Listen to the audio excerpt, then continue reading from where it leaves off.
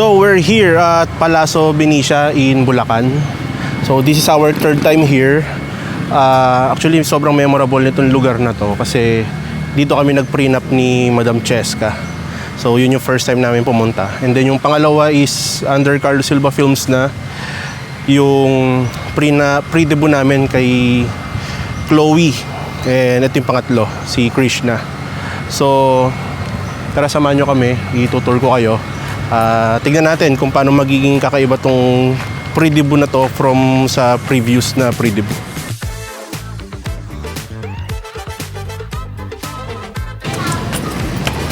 So start tayo ng shoot natin today. Time check 3 PM na, napakainit. Hi guys, so ito yung glam team tsaka si Mother. Hello. Hi, go. Let's see her stylist.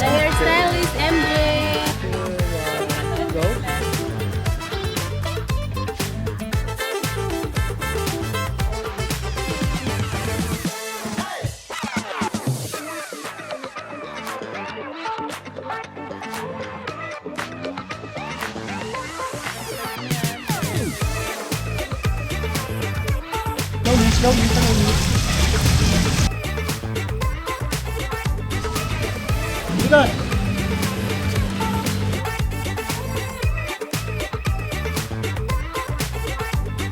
Dalawang kamay, hawi ng hair.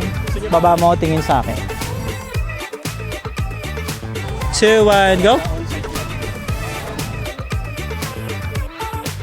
Oh, pero tsaka mo siya mahangin na pag nakaharap na talaga siya. Pag nakaharap. Bakit kailan ko ba hinang? Kasi wala siyang konting angle. Maganda yung pagharap niya. Parang kumbaga yung camera tumulak sa kanya ng hangin na doon. Okay. 2, 1, go!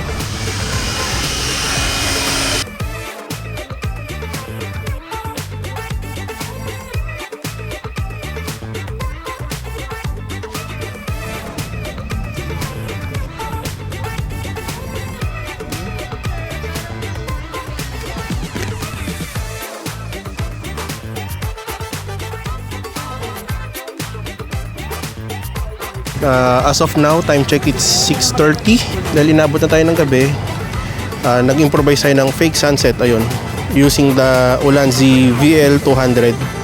Bigyan natin fill light para umilaw yung mga flower. Yan. Mamaya pwede.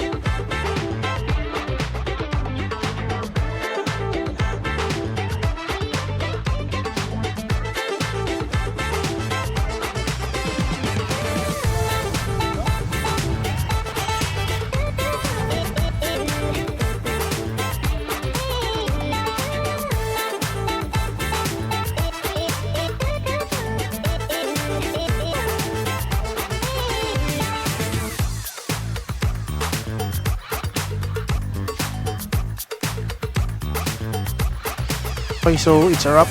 Tapos na yung ating shoot. Pack tayo ng gamit. So that's all. See you on next vlog. Bye!